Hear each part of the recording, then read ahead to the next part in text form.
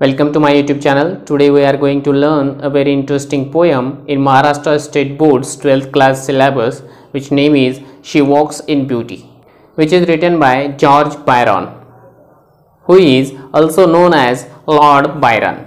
And this poem is description of a woman which is very beautiful. Students, आज जो हम poem का explanation analysis करने जा रहे हैं उसका नाम है she walks in beauty. George Byron, जिन्हें लॉर्ड बायरन नाम से भी जाना जाता है, इन्होंने लिखा है। ये बहुत ही इंटरेस्टिंग और बहुत ही अच्छी और आसान ऐसी ये पोएम है जिसको आज हम सीखने जा रहे हैं, पढ़ने जा रहे हैं। लेकिन पोएम का एनालिसिस करने से पहले, एक्सप्लेनेशन देखने से पहले, हमें हमारे टेक्स्ट बुक के अंदर ये जो पोएट है उसके बारे में एक छोटा सा पैसेज दिया गया है, उसको हम पहले देखेंगे। सबसे पहले देखेंगे कि जॉर्ज बायरन जो है, जिन्हें हम लॉर्ड बायरन के नाम से भी जानते हैं, उनका जो जन्म है 1788 में हुआ था और उनकी जो मृत्यु है 1824 में हुई। उन्होंने बहुत अच्छी यहाँ पे नॉवेल्स लिखी है, कई सारी पोइट्रीज़ लिखी है जो कि पूरी दुनिया में बहुत ज़्यादा मशहूर भी हुई। उनका एक बहुत ही मशहूर कविता संग्रह है जिसका नाम था चाइल्ड हेराल्ड पिलग्रिमेज, जो सारी दुनिया में पॉपुलर हुआ।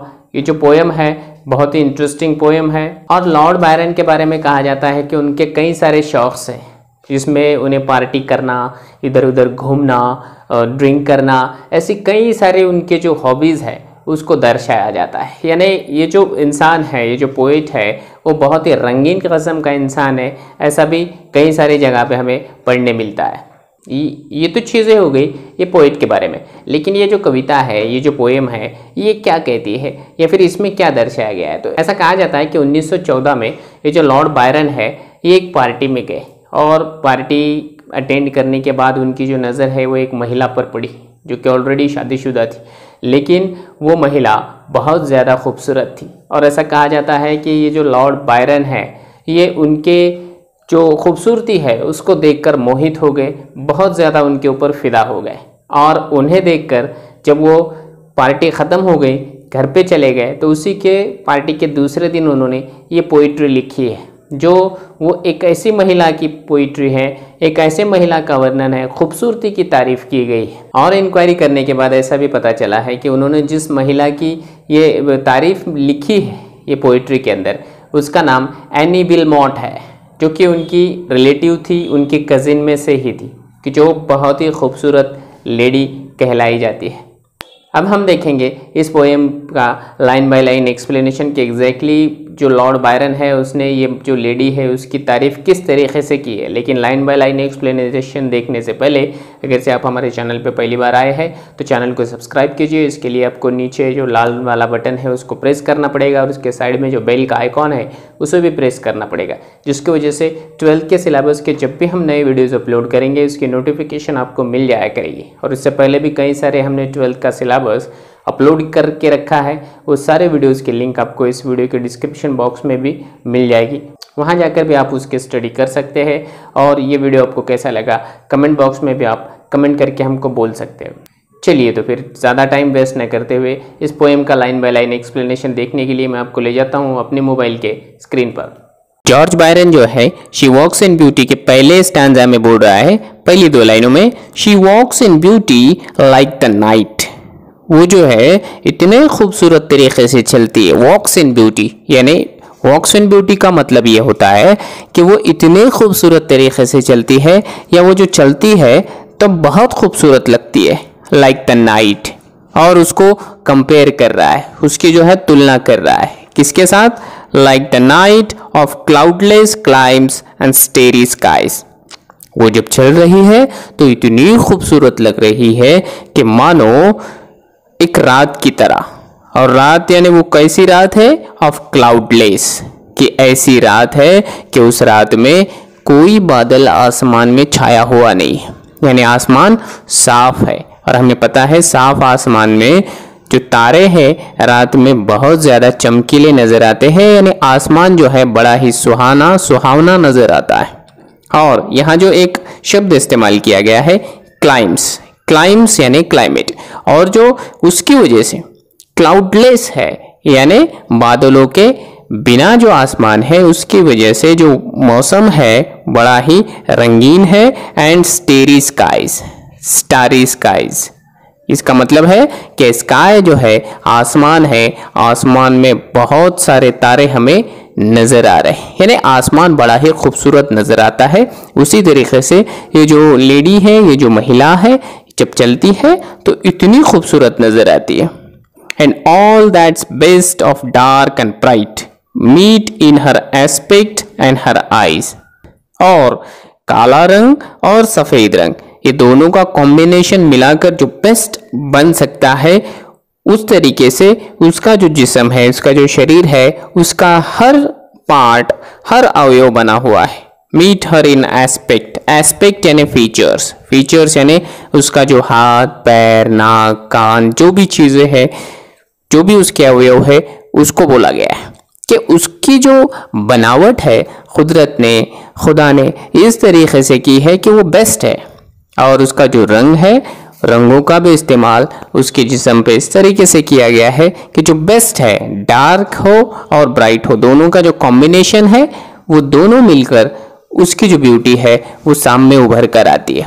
यानी यहाँ पर कवि क्या कह रहा है, Thus below to that tender light which even to gaudy day denies। यानी ये जो दो लाइनें हैं, इसमें कवि को ये बोलना है कि उसका जो खूबसूरती है वो बिल्कुल परफेक्ट है।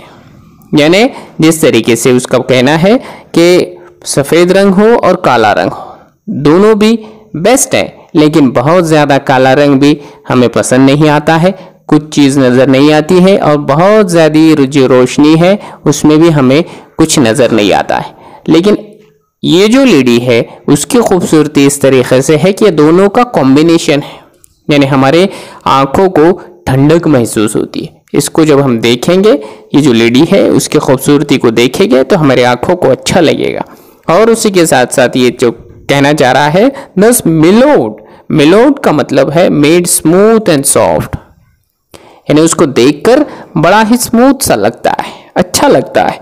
That tender light which even to gaudy day denies, gaudy मतलब यहाँ पे ब्राइट एंड शोई, बहुत ज्यादा चमकीला। यानी इसकी जो उदाहरण है इस तरीके से दिया जा सकता है कि अगर से कोई लाइट हमारी आंखों पे चमक जाती है तो हमें कुछ नजर नहीं आता है, इस तरीके से उसकी ब्यूटी नहीं है। यानी बहुत ज्यादा सफेदी नहीं है और बहुत ज्यादा कालापन भी नहीं है, आंखों को स्मूथ लगे ऐसी उसकी खूबसूरती है।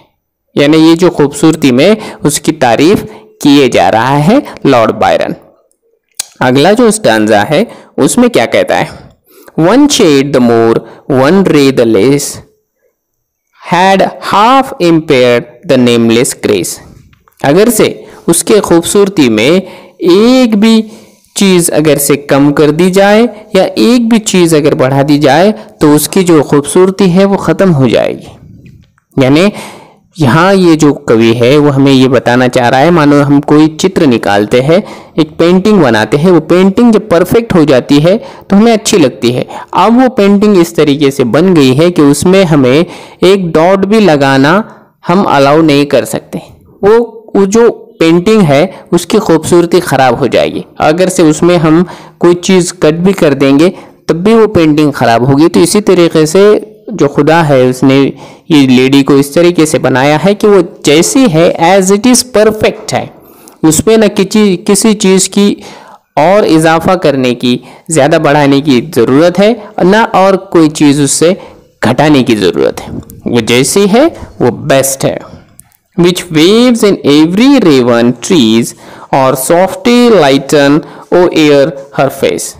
और उसकी जुल्फों का यहाँ पे डिस्क्रिप्शन किया गया है, जुल्फों की तारीफ की गई है, और उसने कहा है कि उसके जो काली काली जुल्फे हैं उसके चमकीले चेहरे के ऊपर जब आते हैं तो वो मानो किसी एंजल की तरह लगती है।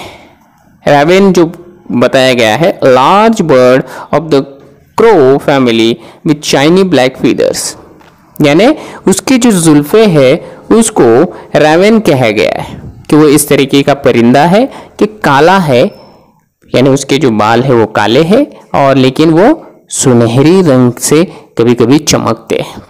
उसकी जो फीदर्स है, उसके जो पंख है वो थोड़े से सुनहरे हैं, यानी उसके जो बाल है वो इस तरीके से है, और उसका जो चेहरा है वो बिल्कुल चमकीला है, तेजस्वी है, और उस पे वो जो काली घटाएं हैं मानो बादल की तरह, मानो किसी काले परिंदे की तरह, वो जुल्फे उसे बहुत पसंद है। Where thoughts serenely sweet expresses how pure, how dear their dwelling place। और वहाँ जब उसको देखेगा कोई कि वो इतनी खूबसूरत है, उसका चेहरा इतना चमकीला है, तेजस्वी है, उसकी जो जुल्फे हैं वो इतनी खूबसूरत है, काली है, चमकीली है, तो कोई भी ऐसा उसको मानेगा कि मानो वो देवदूत है, ईश्वर की दूत है, और उसका जो हृदय है, इस लेडी का हृदय वो बड़ा ही पवित्र है, पाक है, साफ है, उसके जो हृदय में कोई छल कपट हमें नहीं मिलेगा। और आखिरी जो स्टांजा है उसमें क्या कह रहा है, and on that cheek and o'er that brow so soft so calm yet eloquent. और उसका जो गाल है, उसका जो माथा है, उसके गालों पे, उसके माथों पे या फिर उसके चेहरे पे कोई शिकन नहीं है, कोई तनाव नहीं है, बड़ा ही उसका चेहरा सो सॉफ्ट है, काम है, शांत है, लेकिन फिर भी इलोक्वेंट है। इलोक्वेंट यानी एक्सप्रेसिव, प्रभावी, जिसे हम कहेंगे कि उसके चेहरे पे किसी तरीके का कोई टेंशन नहीं है, लेकिन उसका चेहरा हमें अपनी ओर आकर्षित करता है। The smiles that win, the tints that glow, but tell of days in goodness spent। और उस पर बताया गया है उसकी जो हंसी है वो कातिलाना है, वो किसी का भी दिल जीत सकती है। जब वो हंसती है तो किसी का भी दिल जीत लेती है, क्योंकि वो इतनी खूबसूरत है। But tell of days in goodness spent, इसका मतलब ये होता है कि उसने पिछले जन्म में कुछ ना कुछ जरूर अच्छा काम किया होगा, जिसके बदले में खुदा ने उसे इतनी सारी खूबसूरती अदा की है, इतनी खूबसूरत बना दिया है, यानी ये जो है इसका जरूर कोई ना कोई अच्छा काम है, इसका पुण्य है, इस वजह से इसे जो है इतनी खूबसूरती मिली है। और लास्ट के 2 लाइन में कह रहा है, a mind at peace with all below, a heart whose love is innocent. और जिसके मन में, जिसके दिल में सिर्फ शांति है, कोई किसी के बारे में छल नहीं है, कपट नहीं है, और उसका जो हृदय है, उसका जो दिल है वो बिल्कुल मासूम है, इनोसेंट। ऐसी ये जो लेडी है मैं उन्हें देख रहा हूँ। तो इस पूरी कविता को हमको पढ़ने के बाद में एक बात समझ आती है कि पहले जो कवि है उसने ये जो लेडी है एने विल्मोट, उसके बाहर के जो जिस्म है, बाहर का जो जिस्म है उसकी तारीफ की है, उसकी खूबसूरती की तारीफ की है, और आखिरी जो स्टांजा है उसके अंदर उसने उसके दिल, उसका दिमाग, उसके बारे में भी बताया है कि उसका दिल भी कितना मासूम है, यानी जिसे हम परफेक्ट ब्यूटी बोलेंगे, ऐसी वो लेडी थी जिसका नाम एने विल्मोट था। तो स्टूडेंट, इस तरीके से हमने शी वॉक्स इन ब्यूटी, ये जो पोइट्री है, ये जो पोएम है, उसका लाइन बाय लाइन एक्सप्लेनेशन देखा है, और मैं अपने ओर से आपको आसान भाषा में, आसान लफ्ज़ों में समझाने की कोशिश की है, और मुझे उम्मीद है कि मेरी जो एक्सप्लेनेशन है वो आपको ज़रूर समझ आई होगी, पसंद आई होगी। पसंद आया या नहीं, कमेंट बॉक्स में कमेंट करना न भूलें, और अगर से वीडियो आपको पसंद आती है तो इसे लाइक करना भी न भूलें।